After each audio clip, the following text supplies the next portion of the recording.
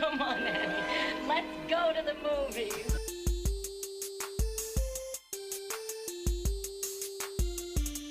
This is the Cinereelists, episode 729. My name is Kyle. My name is James. My name is Zach. And we're here to talk movies, movie lists, movie obsession for the next hour or so. Happy Memorial Day, guys. Thank you. Thank you. Is everyone having a good weekend so far? Yeah. Yeah, it's my wife's birthday today. That is correct. Happy birthday, Julie. What have you done for her today? Well, we're celebrating by me being on the podcast, and So you said to her, honey, what do you want for your birthday? She said, for you to go away. Yeah. Okay, perfect. Well, we're happy to celebrate with you. I celebrated by sending Julie a coveted happy birthday text. You know, I should probably text her right now. Is she still awake? But yeah, she's awake. Okay. All right. It was just important to her that I be on this episode talking about this film. Yep. Well, yeah, we know you got a lot of thoughts on it. Yeah. So. Yeah. Zach's really, Can't I wait cannot to share. wait for Zach's hot takes. For sure. Speaking of Zach, glad you joined us, Zach. Also, somebody else joined us. We have special guest and Star Wars expert, Mohsen, on the line. How's it going, Mo? Good. How are you guys doing? Been a while. Great. We're doing great. The last time Mo was on this podcast was episode 688. Do you remember what we talked about, Mo? I do not remember what we talked about. Oh, I remember. What was it? Wasn't that Uh-oh. Superman? It was Superman. Yeah. It was Superman Oh, reboot. wow. It's been that long. Yeah. I mean, that was like August, so Yeah, almost a year. It's just been several months. This is a long time. But as we all know, distance makes the heart grow fonder. My heart is very fond. Oh, good. Yeah, Good. So yeah, also me and Mo have some history when it comes to the Mandalorian and Grogu. Back in the day, like several years ago, early pandemic days, I would say, you and I did like solo podcasts, just me and you talking about. That's right. Yeah, season 2 of Mandalorian. Yeah. So That's right. That was great. I remember that. this is kind of the culmination of this, in theory, the culmination of this storyline on some You're level. here. So I love the boba above your head. yeah. These are all actual paintings that my sister made, like pop culture versions of Star Your Wars characters. sister made those? I mean, it was paint by numbers, but she did paint them technically. She That's did pretty paint impressive, though. them. Yeah. Art is always art. Doesn't matter how it's created. Is that true? It really doesn't matter how it was created. Yeah. Let's not get into this discussion. A lot of times how it's created is what makes it art. Okay, that's true. Maybe I was going a little too broad with that. When a human puts forth creative effort, no matter the medium they choose. There we go. Interesting. Yeah, there's a whole nother podcast, I Yeah. think, if we're going to discuss Table that one. where the line is on that statement. But yeah, excited to have Mo here for the podcast. Since he's here also, we can't finish a Mo podcast without some trivia. So we'll be doing some Mandalorian and Grogu trivia. Oh, can't wait for that. Yeah. Well, Zach, the good news is you have as much of a shot at getting this trivia right as they do. Trust me. Great. All right. You guys ready to get into the podcast? Do it. Yeah. All right. We're going to do it right after I remind everybody there's a video version of this podcast on YouTube. Go check it out there. Search Cinereelists, subscribe, and watch while you listen. Also, you could support us on Patreon, patreon.com/Cinereelists. Get extra after show audio, amongst other Cinereelist swag for supporting us. If you don't have any money or you don't want to support us monetarily, just leave us an Apple Podcast review. 5 stars only. We'd appreciate that. Or send us an email, heyguys@cinereelists.com. Links are in the description for any and all of those things. Also, just to remind everyone, we still have a contest going for this retro Signs shirt from the 2002 M. Night Shyamalan thriller. This is a brand new shirt from 2002. I have 9 of them. Mo. 9 Signs shirts. Why? Because I do. Okay. Because I I did like that movie a lot. But I did too. They were all brand new, and I bought them in a lot. And now I am sharing the love because this shirt is roughly worth $75 on eBay because it's unworn from 2002. Well, this one isn't because this one's been worn, but That should be worth more. It's been worn I by think you. since James For has worn sure, it yeah. to a certain market, that's worth more. I agree. However, the people bidding on eBay probably disagree. So, so I'm giving one away to a lucky listener. All they have to do is email me and tell me why they deserve it. What's your That's it. email again? heyguys@cinereelists.com. Link in the description. No set. And if you want to contact Perfect. James directly, please go to Jane. Right. Exactly. That all being said, let's jump into The Mandalorian and Grogu. This is the way. This one's available to be viewed in theaters right now. We're going to get into it right after this clip. Kuslali Rotekto.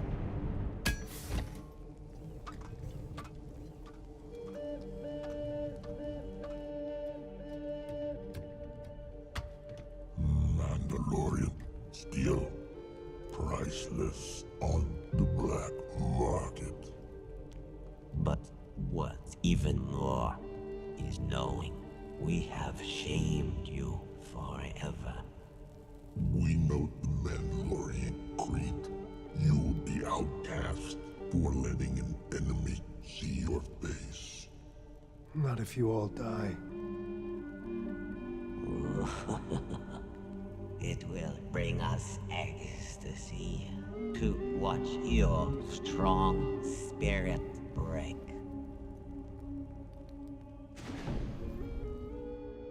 That was The Mandalorian and Grogu, aka Star Wars: The Mandalorian and Grogu, depending on whether you believe the poster or the movie itself.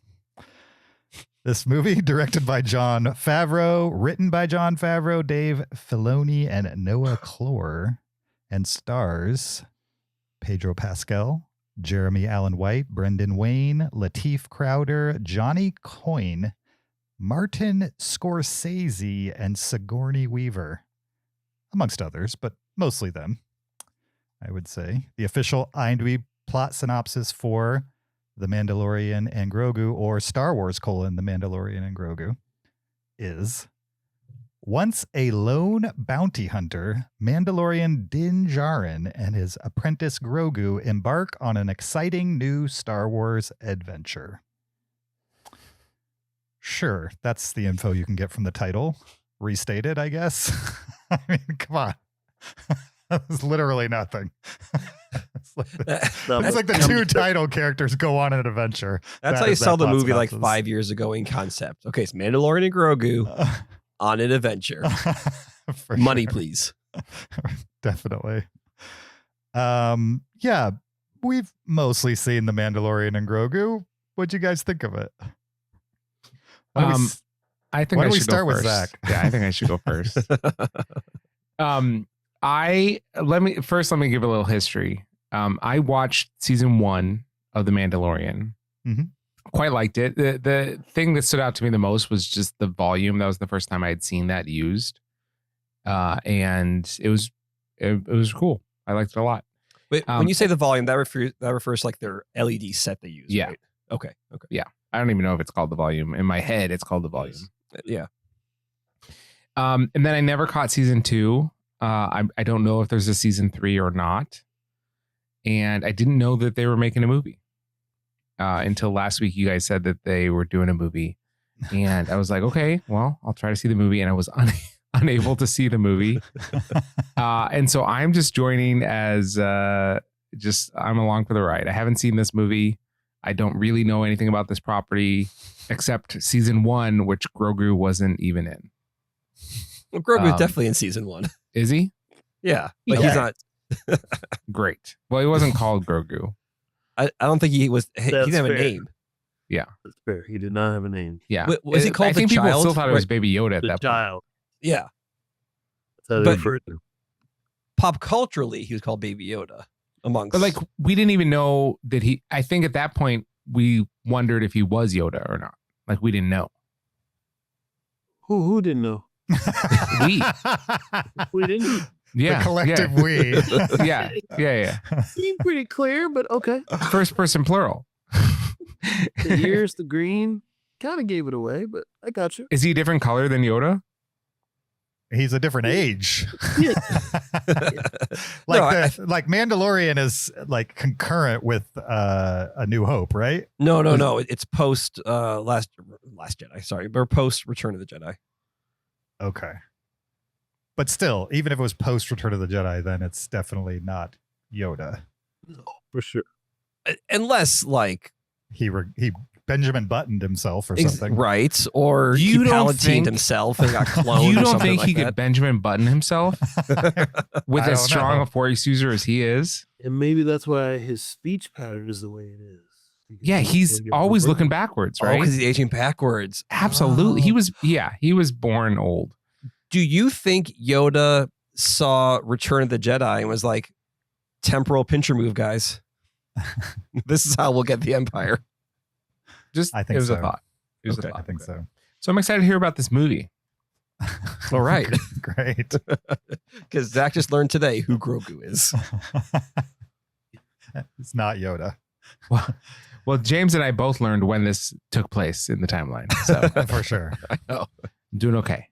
Mo, do you want to? Should I kick us off, or do you want to kick us off? Well, I kicked us off. Who wants to go Okay. second? Well, okay, for the actual reviews now. What? Zach, how many stars you get this movie? I give this 3 stars. All right, 3 stars. Solid Wow, 3 that's stars. bold. Yeah. We'll see if it changes by the end of this discussion. As he learns. Mo, what'd you think? I thought it was great. It's kind of what I expected. It's a much bigger production version of a season's worth of the show. It's the adventures of. It was kind of nice to see a little bit of the progression of Grogu. You know, now he's got that whole like almost Captain America with the shield thing to Mando's armor, where he jumps on his back and kind of like it's almost like he's magnetized to his back. And it's cool to see him hold his own a little bit. That's pretty fun. I think it did what it needed to do, which is have a great time. I think there's a lot of pressure on this movie because it's been 7 years, I think, since we've had a Star Wars movie in the theater. So I think a lot of people are putting that much pressure on this, and that's not what this is. We've got a great Disney Plus show, and we need something in the theaters. So let's take a season and let's overproduce it big time, and let's put it in the theaters for fun. And that's exactly what it is. It's just a fun ride to me. It's a roller coaster movie. That's all it is. It doesn't try to be more than that. It doesn't take itself too seriously. And I had a great time. I thought it was awesome. It was a lot of fun. Didn't let me down at all, for sure. I do have a question. So I never saw season 3 of Mandalorian. So like the armor, was that completely new for this movie, or was that in season 3? On Grogu? Yeah. I don't remember the middle like medallion thing. Okay. I don't remember that, but the armor he had like a old medieval like chain Like a- link yeah. suit, like a vest kind of thing. He Oh, had that's that. right. Okay. Yeah. Yeah, but I don't remember that mudhorn medallion. I don't remember that. But That everything medallion looks pretty silly. else, Really? I liked it. It's so big. Oh yeah. As Zach he's so Googles small. the images from the movie. Yeah, exactly. It worked in the movie. I thought it looked great, and I love the fact that Razor Crest was back. That was really cool, and the explanation of it, and the fact that he was gonna, pimp it out, the exhaust and all that stuff. I thought that was pretty cool. Yeah. So I thought it was, I thought there was a lot of things that I thought were really fun. I thought some of the action sequences were on par with everything, with the exception of Rogue One with Vader. I thought the action was incredible with Mando. And so I had, I always confide in you guys, and I do need a little bit of help because I was really excited that I've got another character that I really love is, wearing this is the way. And so it's not just Batman. I'm excited there was another character. And I had a really good friend of mine say, of course you love Mando. He's the Batman of the Star Wars universe. And I can't unsee it now. Every time I watch Mando, I can't unsee that because he's 100% right. That's exactly what Mando was. And even that planet they went to was basically Gotham City. And I'm ruined. I mean, you have a type, and that's okay. Nothing wrong with I that. like having a type. I really found something different, but I didn't. Mo, as humans, we're simple creatures. We like to think that we're complicated, but really, I hoped I was complicated, but I am not. I am a simple creature for sure. I didn't think about it till you just said it now. But yeah, like especially the first opening sequence when he's like in that mountain castle, kind of breaking in the shadows and just shooting, kicking everyone's butt. Very Batman coded right there. Totally. Yeah. Yeah. Kind of like this dark menace just coming for you. Exactly. And the way in this one especially, everybody feared him. As soon as they heard his name, they were like, like everybody was scared of him, just on reputation alone. So, yeah. Mo, are you a fan of John Wick? John Wick. Who doesn't Okay, because he's kind of the Batman of assassins. Absolutely. Okay. He lost his dog and he came back. He Yeah. lost his wife and came back. Who does it? Who can't love him? And he had a cool car. 2 of them. Yeah. All right. So, Kyle. yeah, I thought this was a fun, like 3-part miniseries blown up for the big screen. And like I'll get into that, but I'll talk the positive stuff first because there's a lot I liked about this movie. Like Mo mentioned, the action is pretty cool, like, especially when Mando's just kind of doing his thing. It's choreographed well. It looks really cool. I really appreciate that they gave like first billing to the stunt doubles that play the Mandalorian, because obviously they say Pedro Pascal, but I think we all know like 25% of it's Pedro Pascal, if that. It's that. Yeah. And it's mostly these other 2 guys who's I can't, like Lachief was one of them or something like that. I should know their names, but I don't. So the fact that they got like that billing up top was really, really cool, I thought. I liked all the creatures in this world. Like Star Wars has always been fun for its creatures because they're just kind of different and out there. And this one, we had a different take on the Hutts. We had lots of like bugs and monsters they were fighting. That giant white snake, they fought in like the pit of the Hutts. So that thing was awesome. Like that's the shot where he's kind of in the water small and there's this enormous snake over him. I thought that was a cinematic shot right there. You usually don't get in the TV show. Sure. So that was all pretty cool. My wife went to go see this with us, and like all the bugs and snakes, she was just like so creepy. It made her skin crawl. Mo, maybe you can confirm this, but I think the monsters that they fight in the pit, aren't those all the monsters from the what's that? What's the chess game they play on the Millennium Falcon? Oh wow, I never thought of that, but you're right.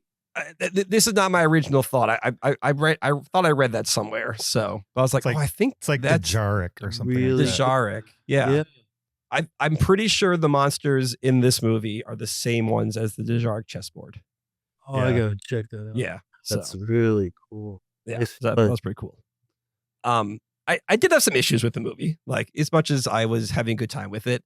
I mentioned before, this kind of felt like a miniseries, and this kind of did feel like 3 distinct episodes where like act 1 was kind of something happened. They closed the circle.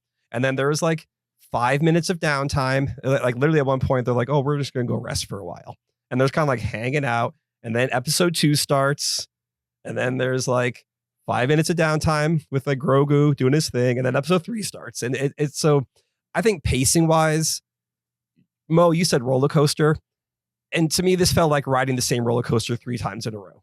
Oh, gotcha. Where you sort of get to the end, and you're like, okay, I'm ready to go again. And then they take you up the second time. And I think this movie could have trimmed like 15 minutes and just kind of kept that pacing going of bam, bam, bam, instead of kind of slowing down. Because I'll admit, there was times where I was like, is the movie over now or is there more?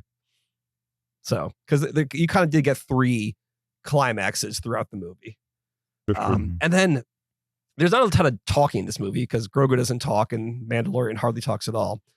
So most of it's like Rada, who's, one of the Hutts who's talking. And I thought some of the dialogue was just, it reminded me of what people complain about Netflix, where like characters have to state and restate what their motivations are over and over again in case people are like not paying attention. And I just noticed that, especially with Rada, like how many times do you give the speech about like, I'm not my father. I don't want to, be remembered like him. And I was like, okay, we heard you the first time. And there are some other moments I just thought it was kind of some clunky dialogue. Not that Star Wars is known for like expert writing, but I always feel like the Mandalorian show is written pretty well. So I wonder what the disconnect here was with this movie. So not nitpicks, things that bother me, but didn't ruin my experience at all. That's James, fair. what about you? I enjoyed it as just an afternoon at the movies watching something that I am not going to think about much after, I would say. Because it's a little bit of like a brainless sci-fi action movie. I think that's kind of what it's designed as. It like doesn't add to the lore of even the Mandalorian and Grogu. Like, Right. There's not a whole lot even building on that lore in this. And that's not necessarily an awful thing. I mean, it wasn't a boring, mindless sci-fi action movie. It was a fun sci-fi action movie. And so if you just leave it at that, then I think it was successful, if that's your goal. If your goal was to like get people excited about Star Wars again, it failed. I don't want more of this.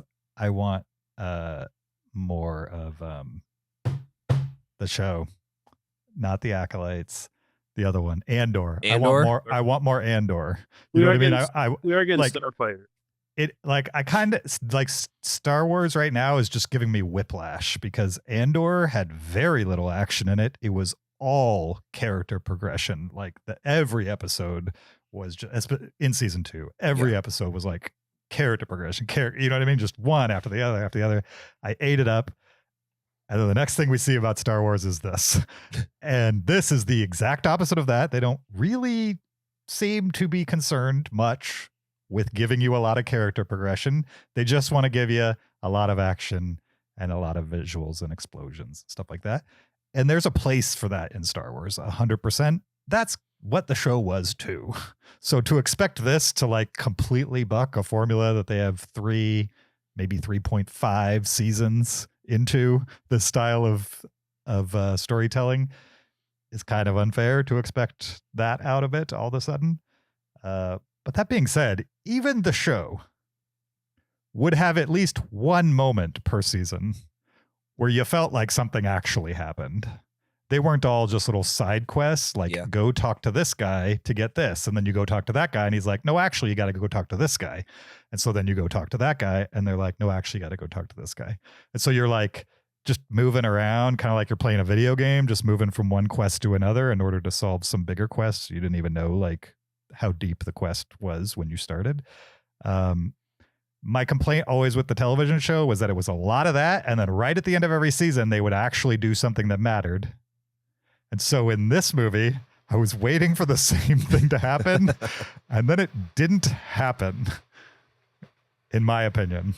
Like I guess the spoiler here is like, it's the first 3 episodes or 4 episodes of a season of Mandalorian. Exactly. Yeah. It's not the last 4 episodes. It's the first 4 episodes.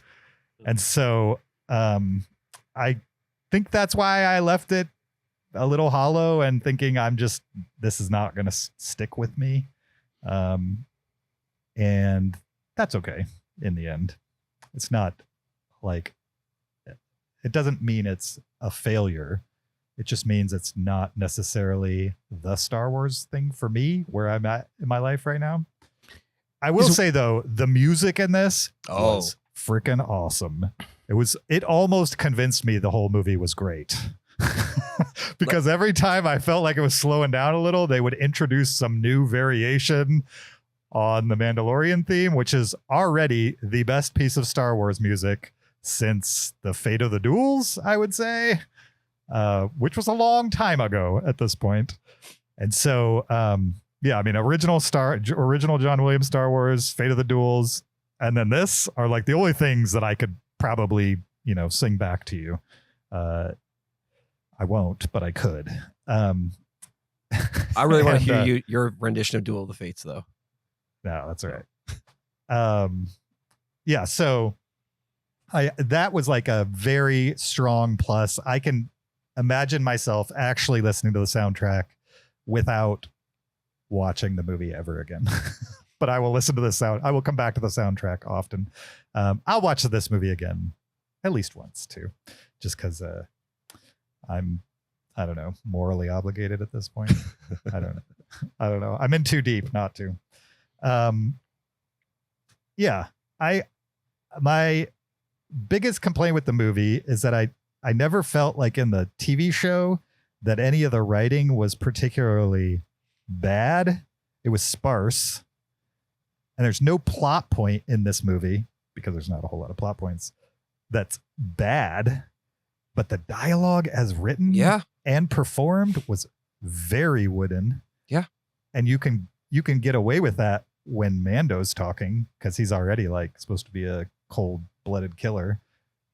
But man, there were some like human characters in this that just could not spit out a line in an interesting way to save the film for me, for sure. Like Sigourney Weaver was, I hesitate to say she was bad, because Sigourney Weaver is not bad. Like I've seen her in plenty of things where she's very good, even movies that she's in that I don't particularly like. She's not the problem in that movie.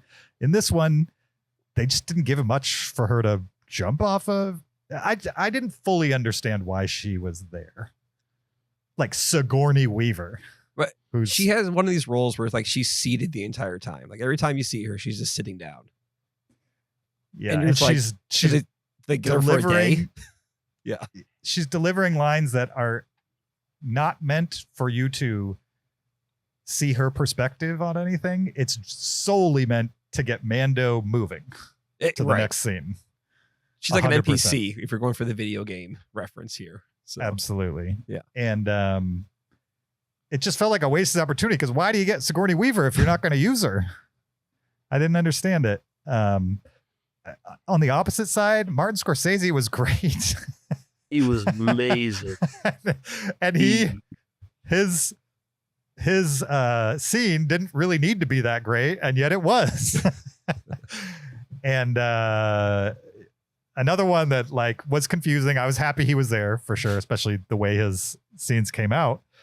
But another confusing one, like other than a little bit of stunt casting, I'm not sure why he's there. If it's stunt casting in that sense, it worked. With Sigourney Weaver, it didn't. If that was the goal of that. It's also just interesting. This has nothing to do with the movie, but just how negative Scorsese has been about like big budget action movies, and Harry is voicing a character in one of them, like a couple years later. Not only one of them, but one for Disney. Right. So I don't know. Maybe he's a secret Star Wars fan. He just does not like the Marvel movies. Maybe his daughter talked him into it, like she does with TikToks and everything. Yeah. I thought he targeted more of the comic book movies. That's what I thought. The Marvels. I remember right. Yeah. That's what he really went after. So it's less about big budget action, more he doesn't like superheroes. Yeah. Gotcha. That's what I remember from back when he was talking about. With Sigourney Weaver, that was the one thing that did surprise me when she was, especially in the X-Wing. I was like, it felt like I was watching like a dress rehearsal of the scene. Right. Yes. Because I was like, this is Sigourney Weaver. Like, and it just feels like she was not comfortable. And I thought that maybe she was chosen, because I was really wondering, like, I would love to ask her why she did this. Because I thought it was really cool that a name like that, royalty would do it. And I didn't know if she did it for like Carrie Fisher or something like that. Like, I'd love to see an interview and see if that's why she did it. And that's why maybe Favreau asked her to do it. Because it was really kind of puzzling why she did it. And I thought she could have been great, but yeah, something was a little off for sure. Sure. I didn't buy her as an X-Wing pilot at all. No, it was not convincing. Like, no. Yeah. Nor did you need her to be. She could have just been the lady in the cafeteria. Right. Yeah, she could have been because she was like the leader of the New Republic, or the arm, whatever, the colonel or something, right? Yeah, they're not going to put her in a X-Wing. No, she's going to stay back at base. Right. Yeah. Yeah. So yeah, it's a nitpick for sure. I thought Martin Scorsese was incredible in that role. One thing that I found interesting that I thought was different from most other Star Wars movies or shows, the CGI characters didn't have like a Muppet type voice.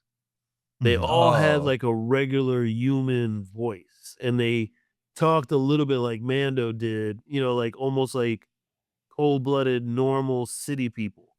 Not Mhm. like highs and lows when they delivered a line. It was really just kind of even keel. And I kind of like that, especially for that this Shikari, that looked like Gotham City. I thought that fit because it seemed like you had to be pretty street smart there and you didn't want to be too loud or anything like that. So that's what I thought they were going for. And I was like, that's kind of cool because normally, the voices start going like this or, whatever. They sound all, campy. But Mhm. I don't remember a single character that was like that. There's no Jar Jar. There's nobody like that. Everybody was, even the guy that was in the rocking chair in the swamp, Oh yeah. he was like real laid back, like, hey, and I thought that was really different for Star Wars. And obviously that was intentional. And I'd love to know like why they went that direction. I thought it worked, but it was definitely different. Yeah, I think it's smart not to do that for sure because I mean, original trilogy Star Wars, there were high pitched characters, but they were always the little tiny ones, Yes, not like correct. Right. human size or bigger. Did not have Exactly. high squeaky voices. So I don't know why they did that in the prequels and some of the other movies, but I'm glad they have ditched that. Another plus for this movie that I will give it props for is the use of puppetry was Yeah. great. The little mechanics and Baby Yoda / Grogu throughout the movie, not fully puppetry, but enough that when they went CG, it was barely perceptible. I agree. Yeah. So And I loved that. I also was endeared by all those characters. I remembered them from even though I had kind of forgotten about the mechanics, their increased role in this movie made it so much fun. And I could see those characters specifically continuing, even if they're not big parts of future movies, just kind of throw them in there. And it will always get a little heartwarming note from me for sure, because they endeared me to those characters in this movie. I also like the little gibberish that the little mechanics do where you can just like barely tell what they're talking about, but it's there enough that you're like, oh, they're saying thank you. It was great. I agree. And that's one thing that I thought the trailer got so wrong because the trailer worried me. Okay. Because the way the trailer kind of displayed, like the scenes that they chose, made it seem, made it seem like those little guys, the mechanics and stuff were going to be like campy throughout the movie. But I thought they were so great in the movie. But like almost all their lines were jam packed into the 2-minute trailer. Oh, so yeah. So it seemed really heavy. And that's when I started getting worried. I was like, ooh, this is not what I thought I would see. And then when I was actually really relieved when the movie came out and I saw that, wow, okay, so that was like everything they did, was in the Right. trailer. And I thought that they were great. And it was the right amount of relief, without it being too much. Like, I love the fact that their ship was an appropriate size for them. Yeah. Like, I thought that was It's a so great joke. clever. Yeah. It was so clever that Mando was like, shoot, I'm sorry. Well, even Grogu looked like Chewbacca in that ship. Like, Yeah, he he could did. barely fit in Totally. it. And yeah, So true. those little guys they to me are like the minions of this Sure. Oh, universe, nice. right? Yeah, they're nice. kind of little gibberishy but just right, a right amount of cute and everything to them. It's Yeah. good. Yeah. That's The other thing I really like about the movie, which is a positive, but also kind of set me up to feel a little deflated by the end, is that the opening sequence, like that scene on the snow planet with the AT-ATs on the side of the mountain, was so good. Like as far as sci-fi action filmmaking in the style of Star Wars, like it fit. It was great. And then credits, and then I just wanted them to beat that the rest of the movie, and they just never did. so Especially towards the back side of the movie.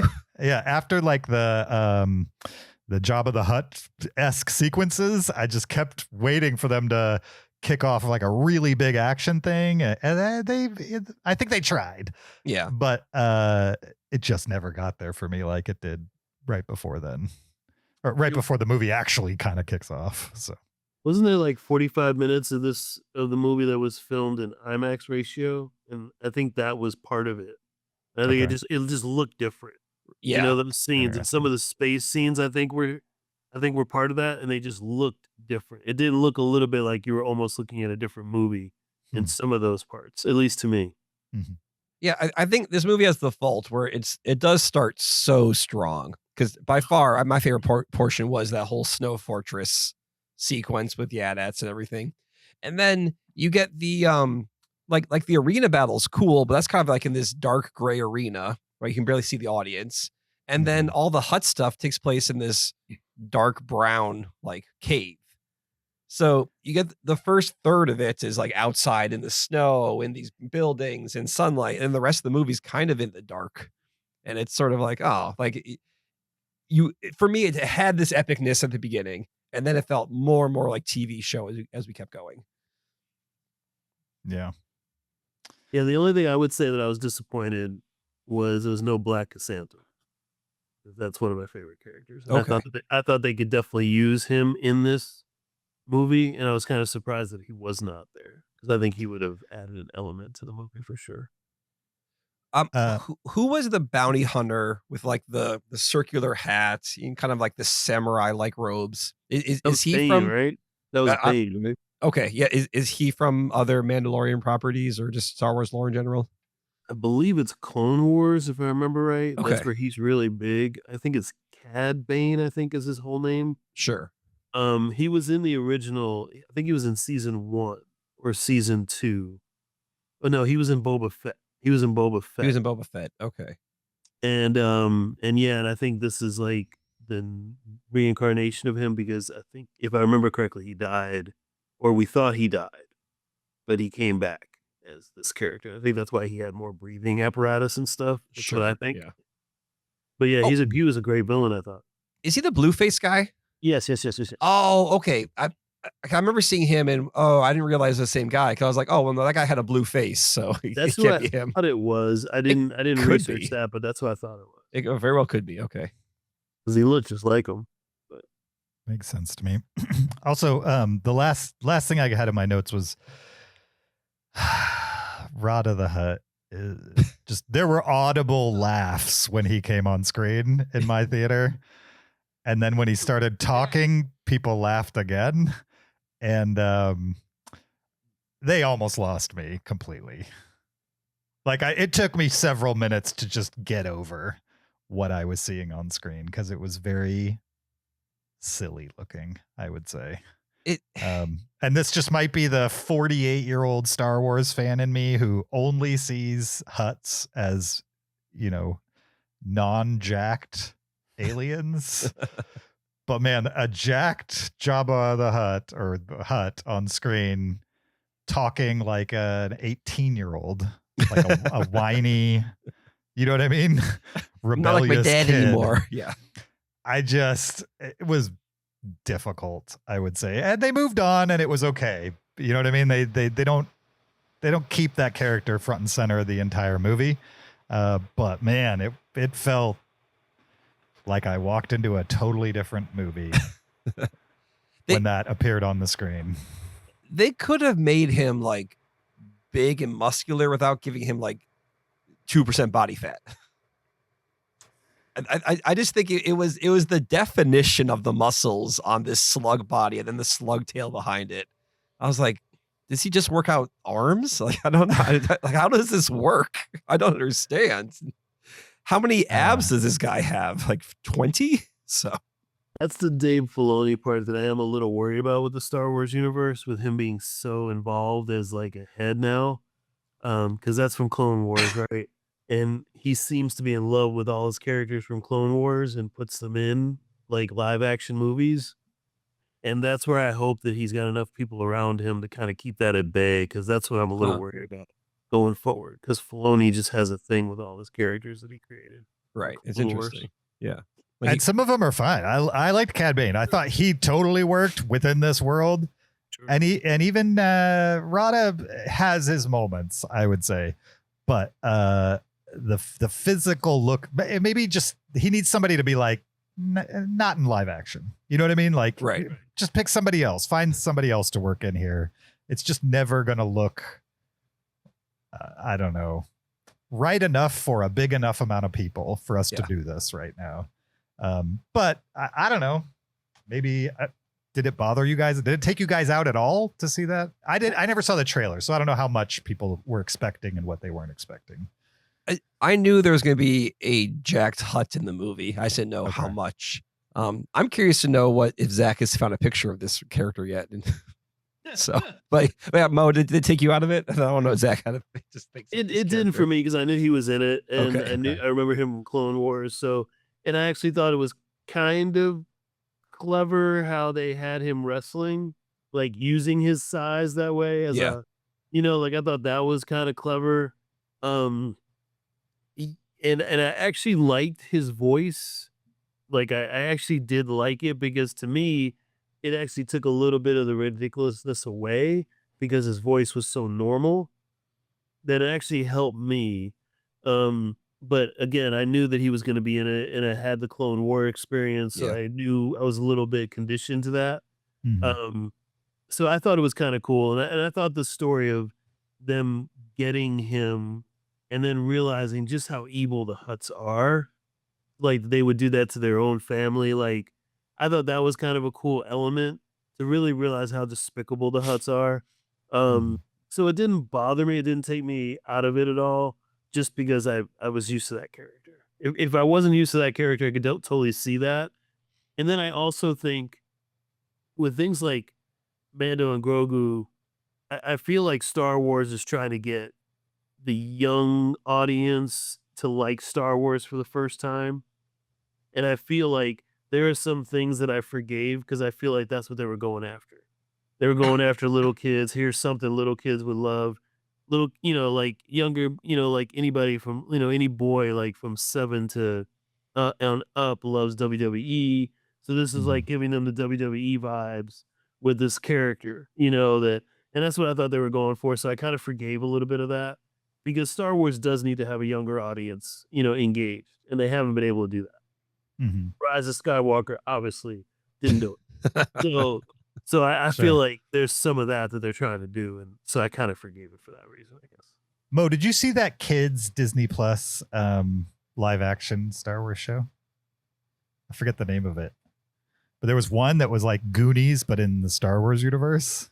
Yo, it's not no, Rebels. I did not see that. It's You should watch it. I watched it and I enjoyed it. It Did has you really? it has no consequence to like the bigger Star Wars world, but like the idea of just being on a planet, these kids discover like a ship from the Empire or something like that. I don't remember the exact plot, and then they like go on a little adventure themselves. I I'll have to enjoyed check it. it out. Yeah. I did not see that. Yeah, I thought they were trying to do a Stranger Things thing, so I didn't give it a shot, but I'll definitely give it a shot. I'll check it out. What's the name of that? I'm trying to find it right now. Either. Skeleton Crew? Yes. Oh, that'd be it. Yeah. Skeleton Crew. Was it Skeleton Crew? I thought think that so. was an animated one. No, that sounds right. Skeleton Crew. Yep. It is? Okay. It's also got what's his name in it? Jude Law. is in it. Yeah. And Nick Frost, the guy from Oh, wait, I did see this. Oh, okay. from the I did movies see with Simon some of Pegg. this. Yeah. Nice. Yeah, I did see some of this because I remember the Jude Law. Also, it's a mini series, so like in 6 episodes, they tell a complete story, and you can walk away from it. Cool. All right, I'll finish it. I did watch one episode, I think, or two, because Urkel was a voice in it too, right? Julia White. If I remember right, yeah. I thought he was Yeah. dead. No, Julia. He's still alive. He's the. You're Who am I thinking of thinking of? You're I'm thinking thinking of of Screech. yeah. Screech is dead, and then Gary Coleman. What you talk about, Willis? Well, he's definitely dead. He's definitely dead. Yeah. He's been dead for a long time. He's been dead for a long time. I mean, he's been dead for less than 20 years. Not like 50. Like he was alive in the 21st century. I guess. The directors on Skeleton Crew are crazy too. Like you got John Watts, who did like a bunch of the recent Spider-Man films, David Lowery, who did Green Knight. Pete's Dragon, Green Knight. Yeah. Oh wow, Let's see. Bryce Dallas Howard directed an episode. she's great. Yeah. Nepo baby. Sure. I think she's actually talented. So, All right, I'll definitely check that out. Thanks. Yeah, I just watched one episode of it, but I'll definitely check it out. Nice. All right. Anything else for Mandalorian and Grogu? Zach, any last comments you want to leave? I do have some questions. Please ask away. I'm sure you do. It's funny. I find it listening to you interesting guys- that we don't need a spoiler section for this movie at all. Like, we didn't even need to talk about it. It's there's nothing to talk about. Nothing really so, happens in it. Yeah. You know, it's almost like a social experiment. Like, as I'm listening to you guys and thinking, like, what if there is no movie and they're just like making up things and then yes-anding each other? You know, they're like, oh yeah, remember when Martin Scorsese was a puppet? And you know, it's just, yeah. I mean, you could be making up stuff and it sounds so random for sure. when you have no Jacked context. Jabba the Hutt.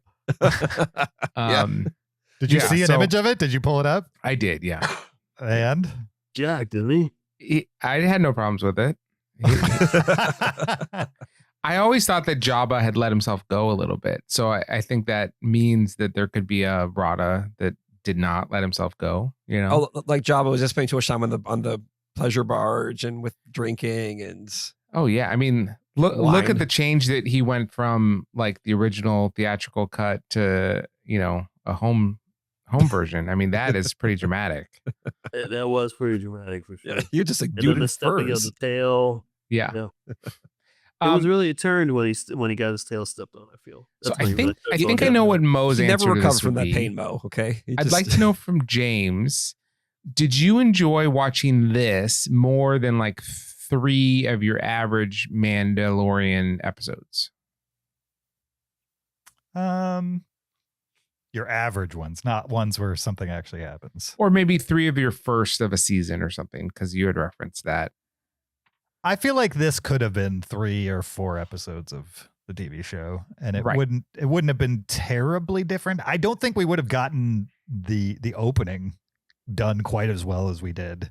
I think you have to have a big budget probably to get that done. So could But- you say that this is at least on par with like 3 average Mando episodes? I think if you watched all 3 seasons of The Mandalorian and also Book of Boba Fett, you probably know what to expect from this movie, and you're going to get that for the most part. And that's what I got. That's why I'm disappointed maybe that it didn't go a little farther, didn't pay off a little bigger, as it's in theory the capper to the TV show on some level. But I don't necessarily think it was bad when compared to the formula of the TV show. It follows that. Now, your average person who didn't watch those things, who only knows Star Wars for Star Wars and was already a little turned off by it because of the 2019 experience, I would say, then this ain't bringing them back, I don't think. It might bring their kids back, but I don't think it's bringing too many adults back. Okay. So again, if that's what the point of this was, it's a failure. If the point of it was to just give you more fun Mandalorian and Grogu stuff, I think it does that. Yeah, sure. It sounds like, as someone who has, you know, not watched the movie, it sounds like that is good enough. I mean, like if you get 3 seasons of the show and then you're like, okay, I can get a little bit more in a movie theater with a higher production value and just have a fun time, more of what I love. That sounds great. The other thing I think they went wrong with was like season 3 of The Mandalorian. Correct me if I'm wrong, Mo. That's like the season where they go back to the Mandalorian's planet and there's like all the other Mandalorians and they're deciding whether they're kicking him out or he's staying. It was so cool in season 3 where it went to at the end. And there's a moment in this movie where they go back to that planet for a very short amount of time. And I was like, yes, this is what I want. A continuation of what they were doing at the end of 3. This is when they justify this movie. And then they leave that planet and they just never go back. And we get no other Mandalorians, none of that politics, all that kind of stuff is just not in this movie. So, yeah, especially like the armor and all that. Like that element is a really cool element of the show. I definitely feel like that kind of stuff was missing. But you don't want to do the same thing you've just done. But like I didn't expect the X-wing crew to come and kind of save them at the end. I was hoping it was going to be like a Mando crew, or maybe a combo of them. That'd been cool. Yeah, that would have been cool too. Yeah, for sure. Like, No, go for it, Mo. the parts that I liked was the progression of Grogu, right? Because he's so huge pop culture wise, and now you kind of saw him hold his own. You saw him do what Yoda did with building a mud hut. Obviously, it's a much smaller version. Oh yeah, that's cool. But you can see him kind of becoming a little bit, and I thought it was done in a subtle enough way that it worked. I think if they did it, too over the top, it would have turned me off. But I love how they just added that little stuff, like Grogu having to take care of Mando when Mando's out. Like all that kind of stuff. I thought that was kind of cool because there's a huge audience, as we know, that wears Grogu stuff all day long, everywhere. And he's such a big character that I thought it was cool that they let him grow up a little bit. Yeah. Did this movie like move the needle as far as like the story? Like when season 4 or whatever comes out, like has anything of consequence happened where like it matters if you saw the movie or not? The only thing that's consequential is they've like now wrapped in Mandalorian into the whole New Republic. So I could see if they make, I don't know if they make another Star trilogy or whatever, but Mandalorian's now more tied into like the greater battle of, wills. Whereas definitely in the first couple seasons of the show, he's just a free agent, not really playing sides at all. Yeah, that's very true. Does anybody know what happened to the Darksaber though? Why he didn't have the Darksaber? Because I couldn't figure out why he didn't have it. Again, there were a couple things from the season 3 that just they never really address, and it doesn't make sense to me because I thought he had that as well, and they just don't. At the very beginning, you know how they had the opening sequence where he's in the shadows.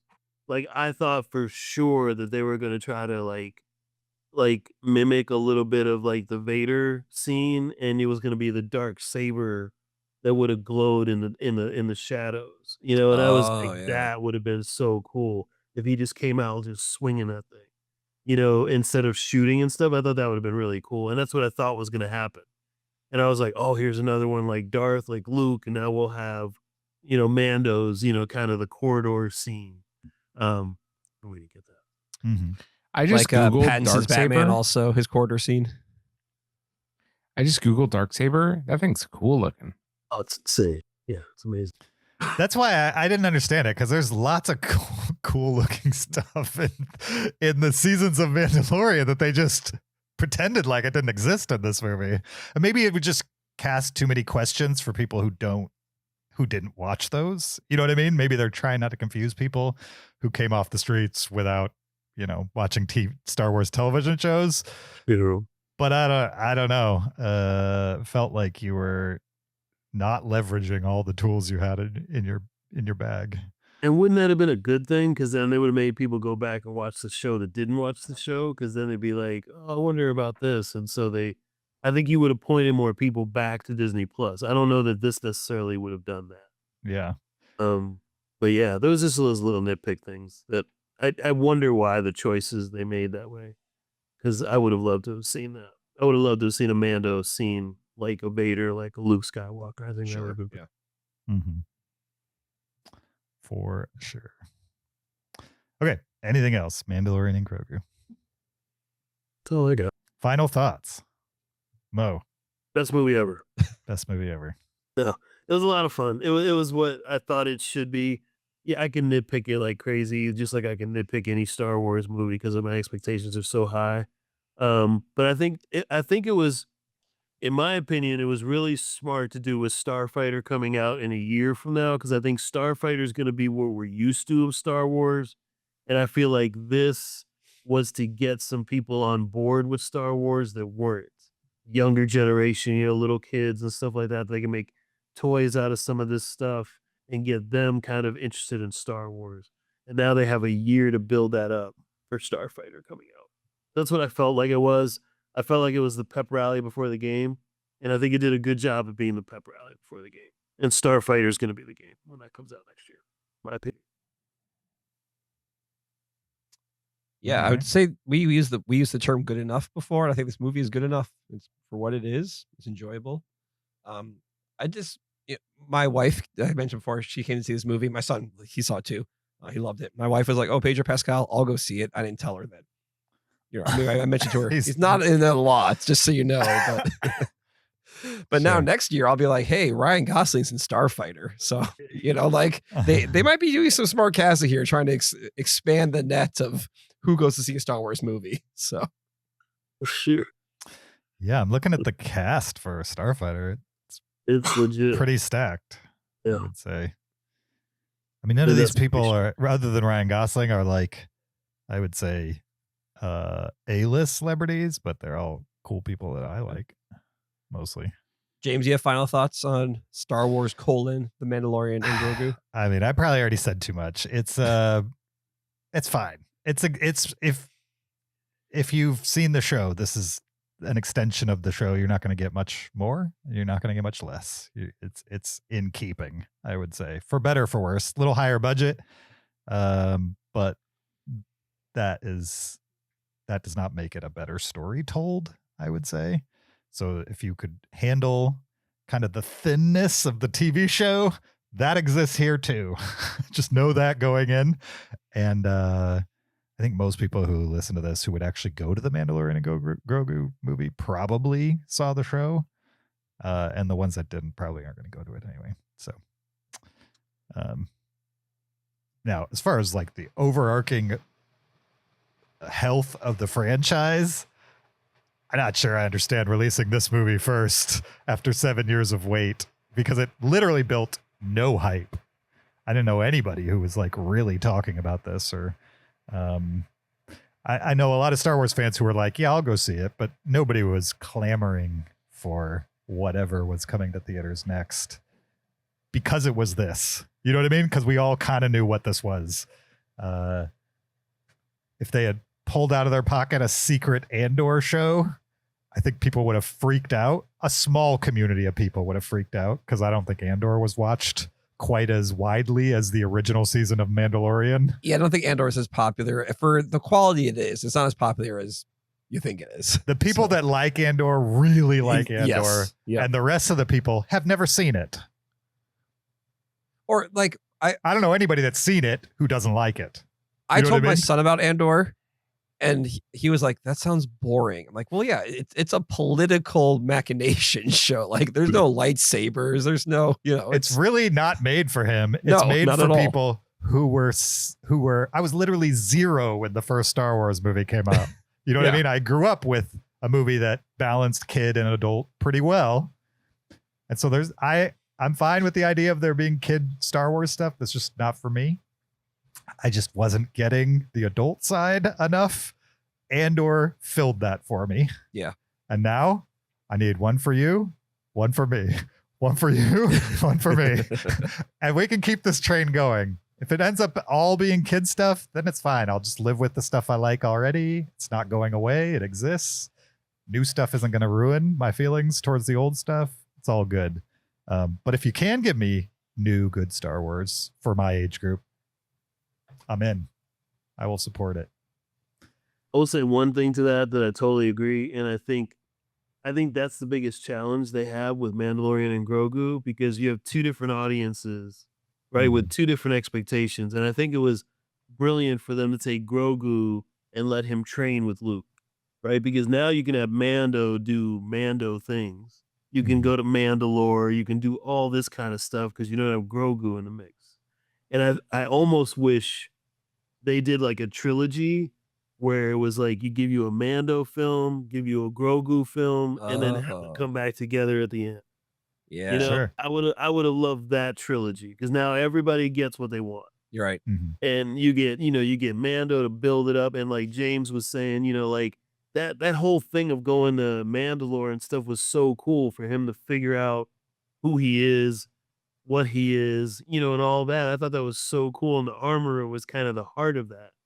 kind of walking him through that spiritual process. And I thought that was really powerful, but you're not going to get 6-year-olds excited about that. 7-year-olds, 8-year-olds, right? They want Grogu. So I think something like that would have been pretty cool, because I think Star Wars has like an identity problem right now. It's like, what is Star Wars and what is Star Wars audience? And it's kind of all over the place. Like you guys were talking about Skeleton Key. So you have that. Then you have Andor, and those two are polar opposites. Yeah. And the audience is completely different. So how do you let the expectation be set? Okay, this is going to, like James said, this is a show for you. This show is not for you. This show is for you. This one's not for you. Like, I think they have to figure out a way, like they have Star Wars : right? They have that for Starfighter too.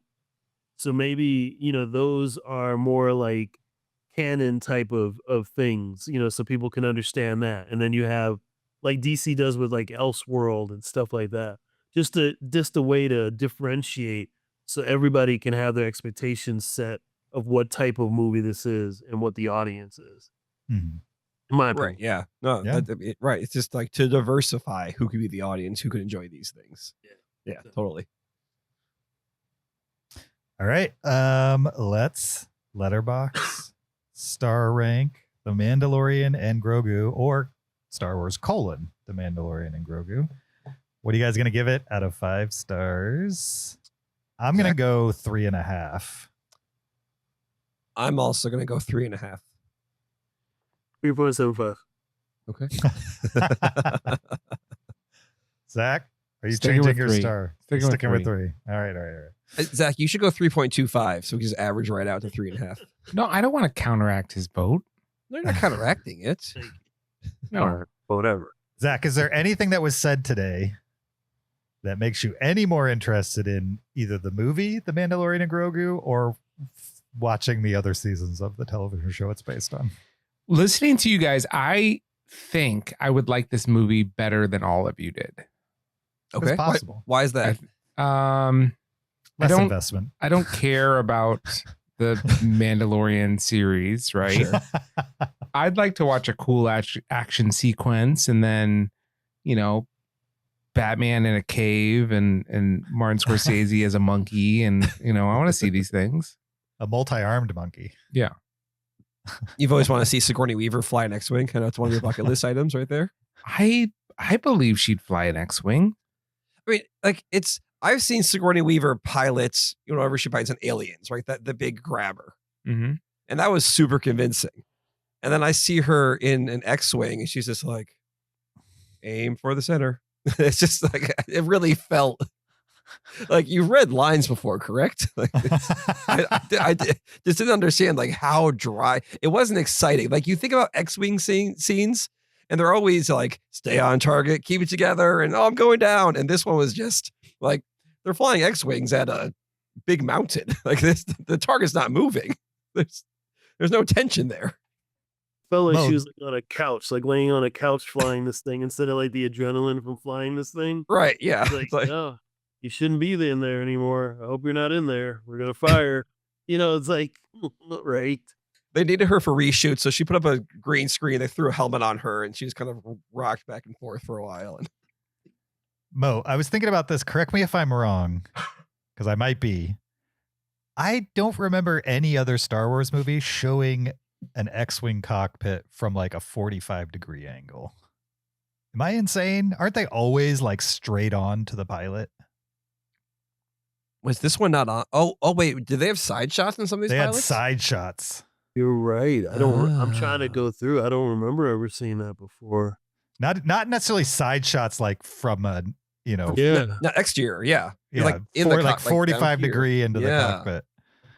That's Of an really X-Wing. good. I don't remember ever seeing that. I don't remember it either. I bet they did. I just don't remember it. Can't think of it.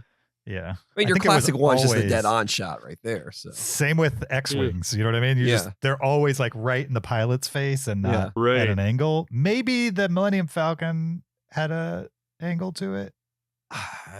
There's definitely different there's angles in the Millennium Falcon cockpit, but I don't know if there's a 45. I don't remember that either Yeah. on the Millennium Falcon. Yeah. Oh, that's good. I'll have to research that. That's good. All right. A 2, 3, a 3, a 3.5, and a 3.75 for The Mandalorian and Grogu, aka Star Wars: The Mandalorian and Grogu. Next up, we are going to finish out this episode with a little The Mandalorian and Grogu trivia. You guys ready for this? I don't know. Now I'm scared with that 45-degree angle thing. You know, James will be like, what was the gimbal set to on this? With this trivia, this round of trivia is 10 questions exactly. I guess we'll just kind of, I don't know, go in a circle or something. I don't know. In a circle. Could we ask Zach first? If he doesn't know it, ask me. If I don't know it, then go to Mo. Like, just work away up the ladder. I mean, if Mo agrees to that, sounds like he's at a serious disadvantage, but. No, I feel like Mo's the expert here, right? Wouldn't he do the best? I don't think Mo's Star Wars knowledge is going to matter. Okay. Oh, mostly. No. Okay. All right. With these Fair questions. Then. Let's just go around the horn then. Sure. Oh boy. I think maybe it's just first to answer correctly for the most part in this friendly game of Mandalorian and Grogu trivia. Okay. Starting with number 1.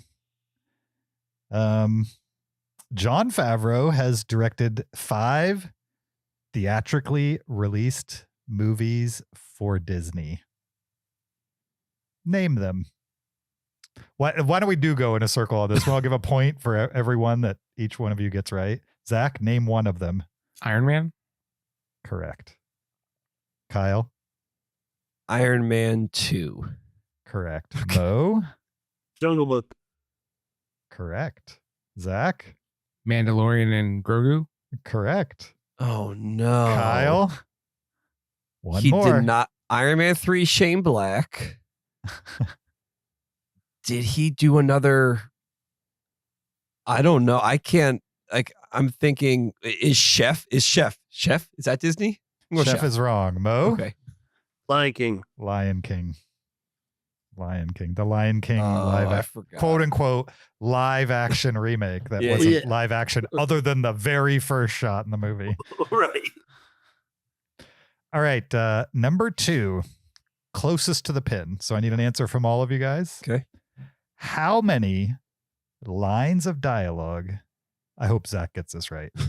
How many lines of dialogue does Grogu speak in the film The Mandalorian and Grogu? How many lines of dialogue does Grogu speak in the film The Mandalorian and Grogu? Zach, closest to the pin. Closest to the pin. Full lines of dialogue? Yes. 8. I mean, it's Yoda speak, so 8.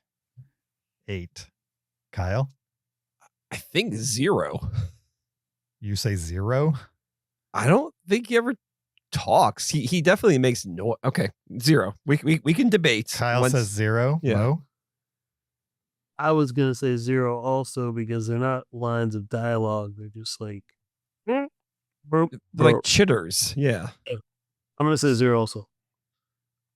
It's a tie. It's 0. Okay. 1 for Mo, 1 for Kyle. All right, number 3. Just like The Mandalorian and Grogu, most other theatrically released live action Star Wars movies were released in the month of May. Out of the 12 theatrically released Star Wars movies, only 4 of them were not released in May. Name those 4. Zach? Name me a Star Wars movie not released in May. Solo.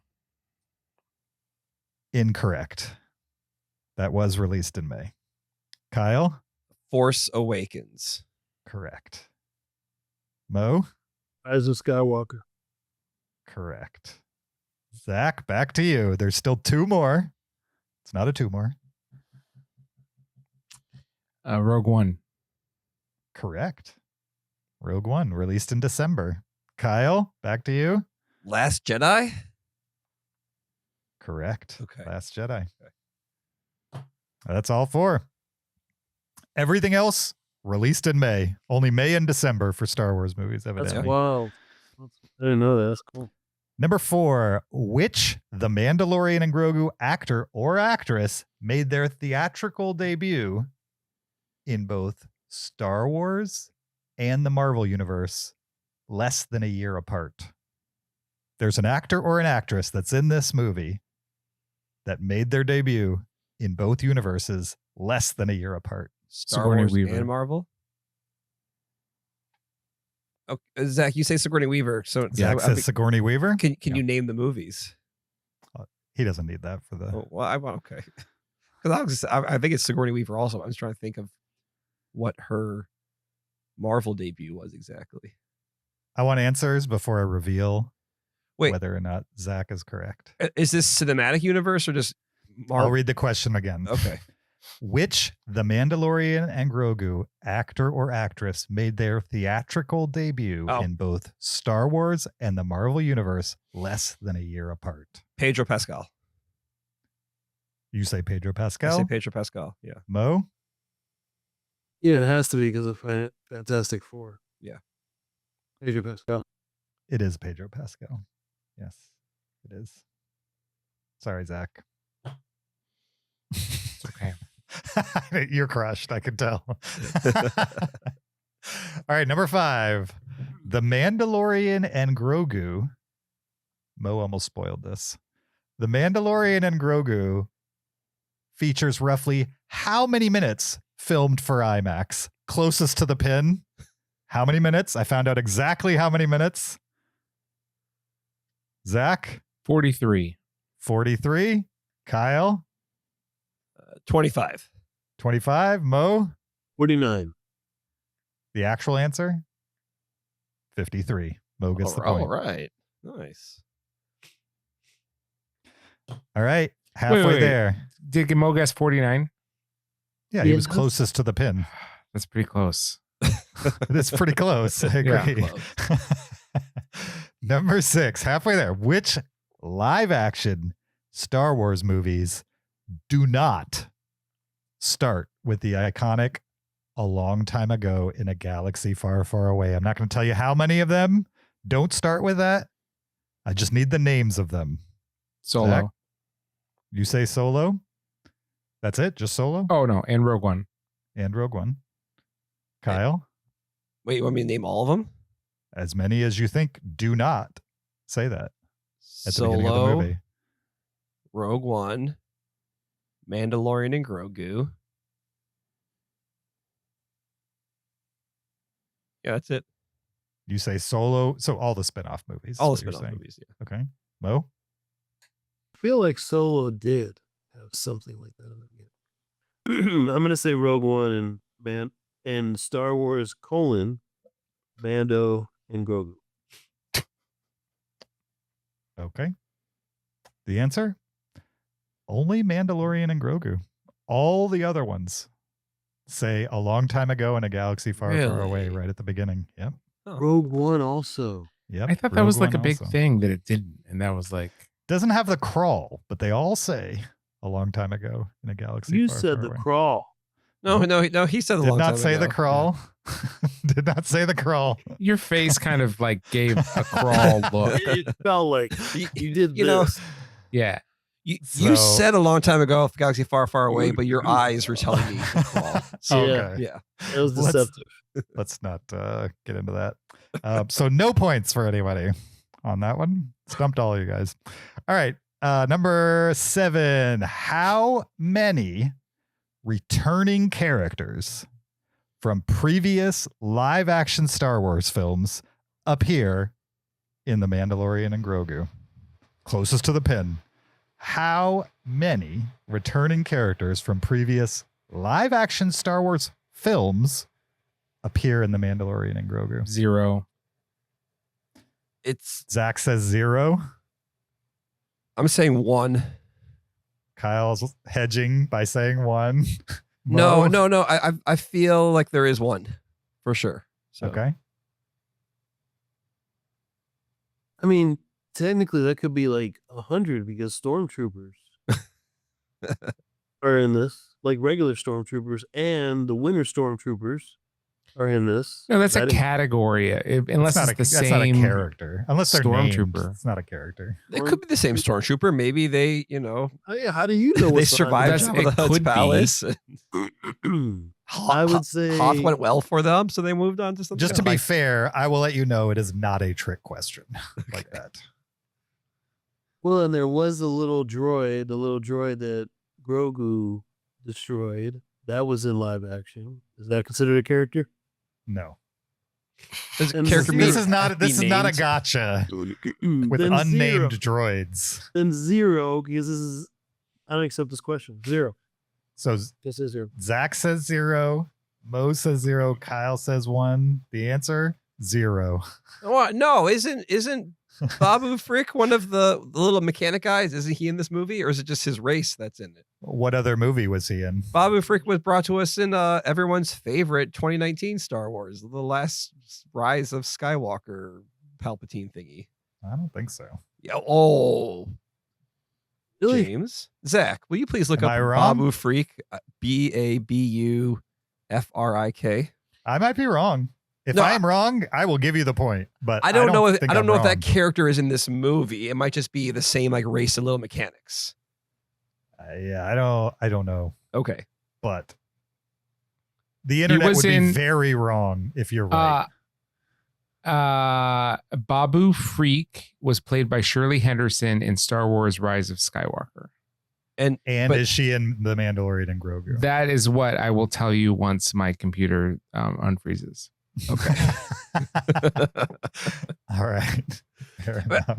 I don't know if I can't confidently say. I thought maybe he was in this movie, but maybe it's just the same, species. Yeah, I don't know. While Zach's looking that up, we'll go on to number 8. The Mandalorian and Grogu claimed over $21 million in tax credits from and was shot entirely in what state? I know this answer, so I'll answer last. Okay. Mo, what state was the film shot entirely in, and also the movie got $21 million in tax credits for? Let's say California. Mo Hello. says California. There's pretty much only 2 options, right? If we're talking states, it's like 2 places this could have been done entirely in. I'll say California as well.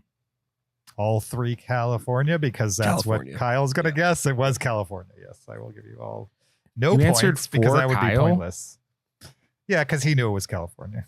Ha! I didn't know. I just walked my way into that answer. You knew it. No, I knew. Yeah, that's true. But Zach, do we have an answer yet on whether the freak or whatever Kyle said? Babu Frick or whatever his name is. Babu something like that, Frick. I don't think he's in it. J.J. Abrams received special thanks in the credits of The Mandalorian and Grogu because he created Babu Freak. Mhm. And so, yes, I believe that is him in the movie. Mm. Oh. So confident. Wait. The credits actually said thank you to whoever you said. I've already J.J. forgotten. Abrams, JJ, thank you, J.J. Abrams, for creating Baba Freak. Yes. And the Anzellians. Really? I did not get that. Oh, that's the other thing. Not to go back to our review, but the end credits of every episode of The Mandalorian are awesome. And why did we get boring, Yeah. typical Star Wars scroll in Artwork this at movie? all. Yep. Babu Freak is in Mandalorian Grogu. Wow, the internet is very wrong about that then. And by extension, I'm very wrong about that. All right, I'm going to Yeah. give Kyle a point. Extra point for that. No, just one. I think if you call out the quizmaster, you get a bonus point. I think. I Certainly. Ugh. No. Because we rely on you, James. Well, that's Bonus- where you went wrong the first time. All right, number 9. It's got 2 more. Number 9. How many minutes shorter is The Mandalorian and Grogu than the average live action theatrical Star Wars movie? So I took all the movies, I averaged their runtime together. The Mandalorian and Grogu is shorter than the average by how many minutes? Zach, 8 minutes. Kyle, 10. Mo. Say 17. The answer? About 2.5 minutes shorter. Oh, right. No, really. Pretty much on, pretty close to the average. Yeah. I would say it's not much shorter, not much longer. So who was that? Who had the That was me. smallest amount? All right. That was me. Zach? I guess that the original trilogy all like ran under 2 hours each. Yeah, Sure. that's true. So I was thinking modern filmmaking. Oh, yep. Zach is only 2 points behind you guys, and he didn't even see the movie. I don't But- think this trivia is very specific. It's to very this exact specific. movie. It's movie. very specific to the Mandalorian and Grogu. That being said, he's lost because there's only one question left. He cannot catch up. Question number 10. And then I have a bonus question. So I can catch up. We could catch up. Which theatrically released Star Wars movie is the only entry to not contain the iconic line, "I've got a bad feeling about this"?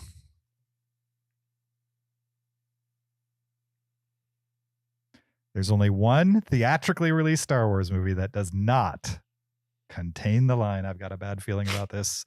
Which one? Zach?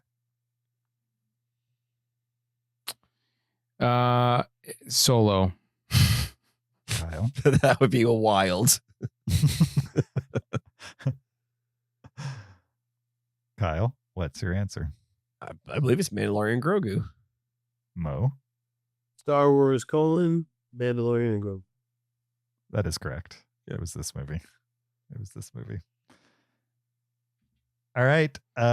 We have a tie. So I guess the bonus question actually counts. Yeah.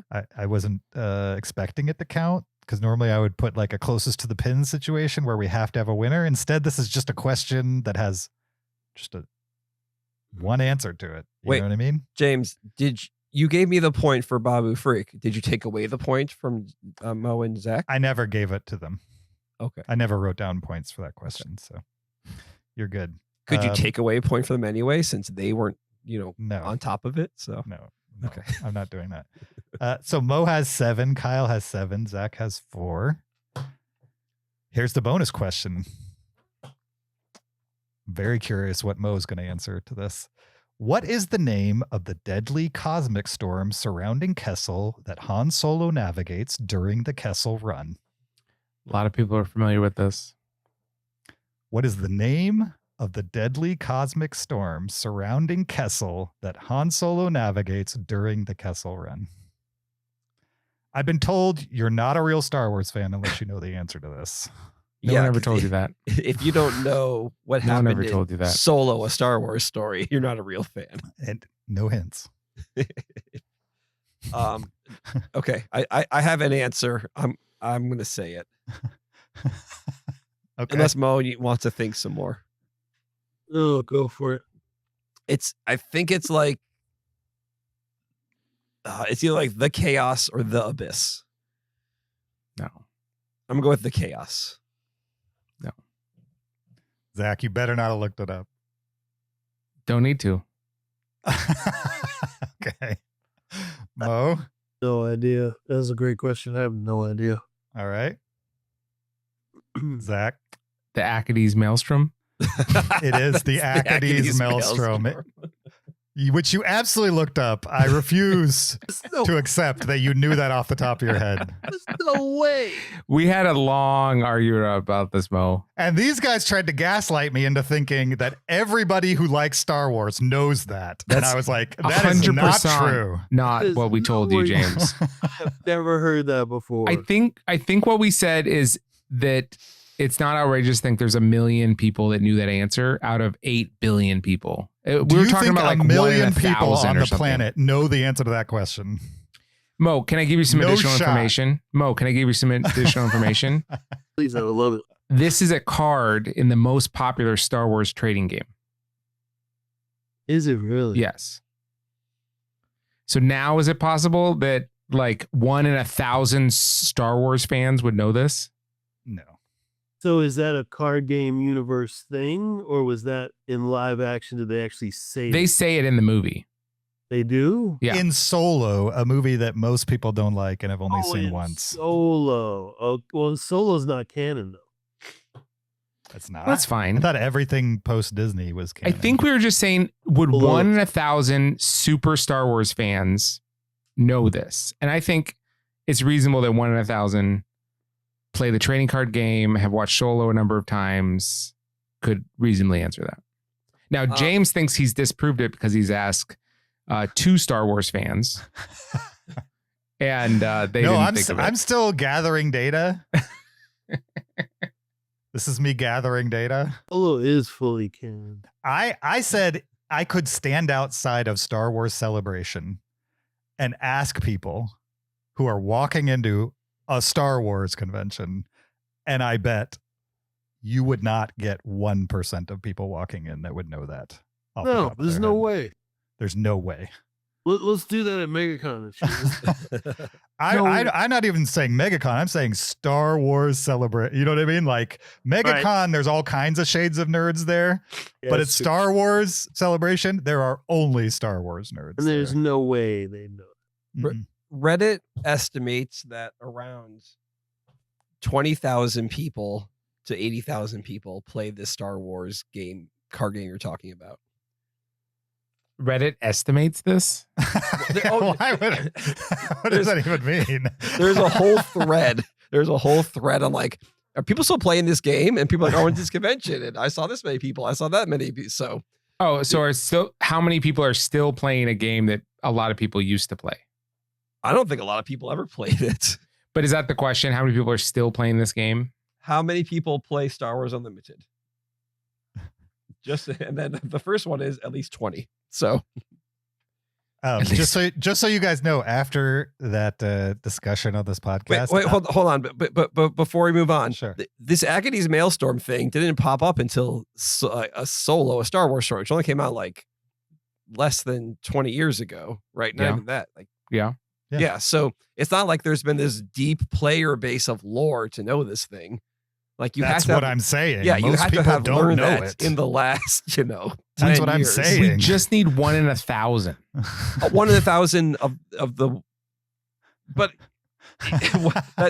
that's 80 people according to Reddit who play the game. So No, what I'm saying is, what of Star Wars nerds, like there's some deep lore, right? And if you get the 1 in 1,000, I think that they could know this. 1 in 1,000 of what?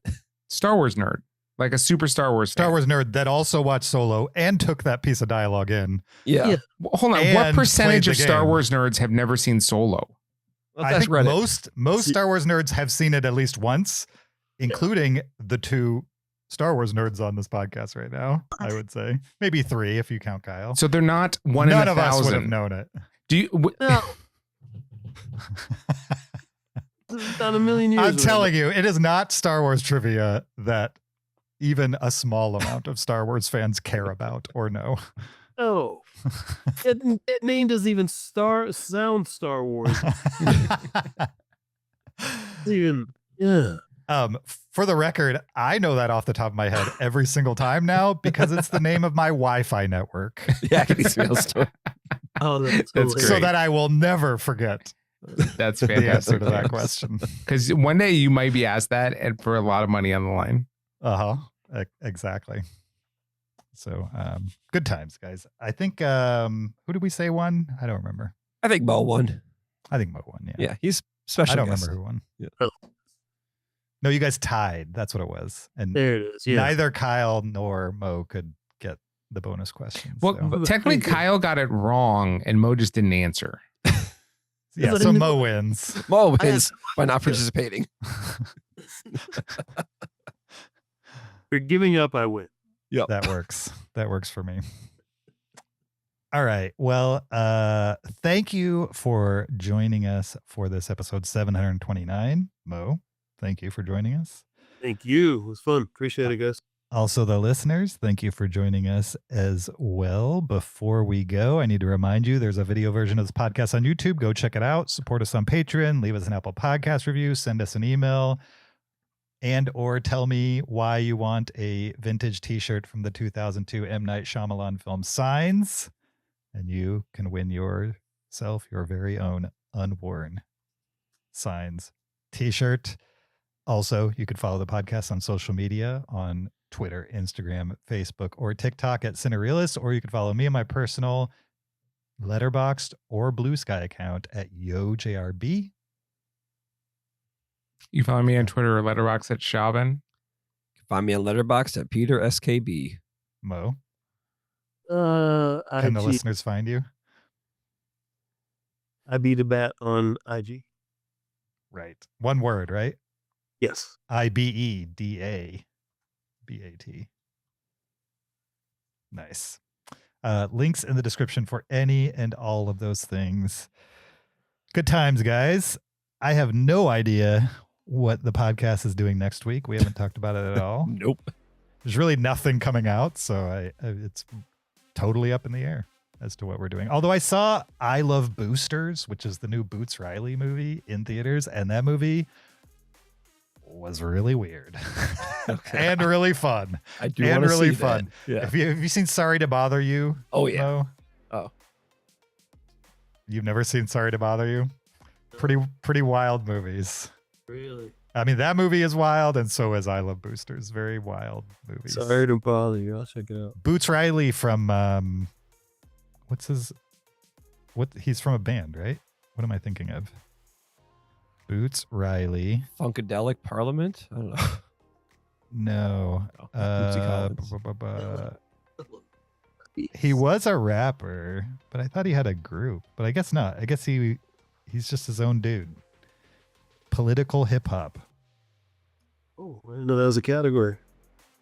I mean, he's from the 90s. Remember when hip hop had like a little bit of a political streak? Like the Fugees were doing political, and Arrested Development had a little bit of a political edge to it. Oh, speaking of that for sure. The Yeah. roots a little bit, yeah. I think he's from that same time period, and now he's making movies. Very And cool. The two he's made are very wild movies, I would say.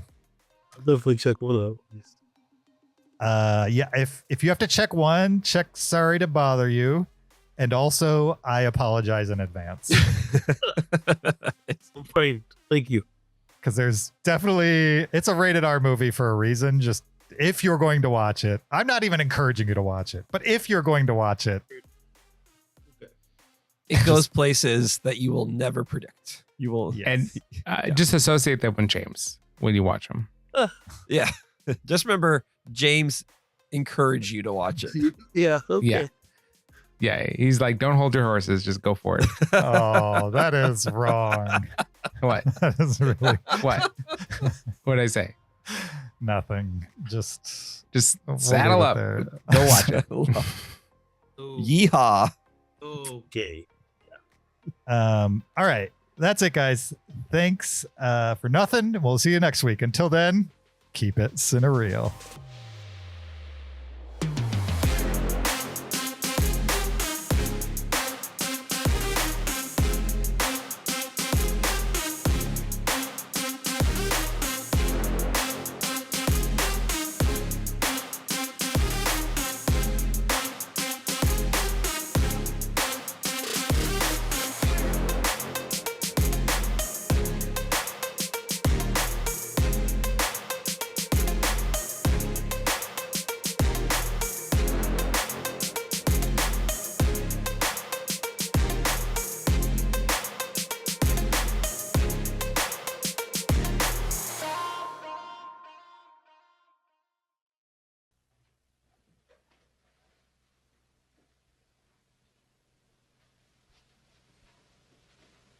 You're still here? It's over. Go home. Go.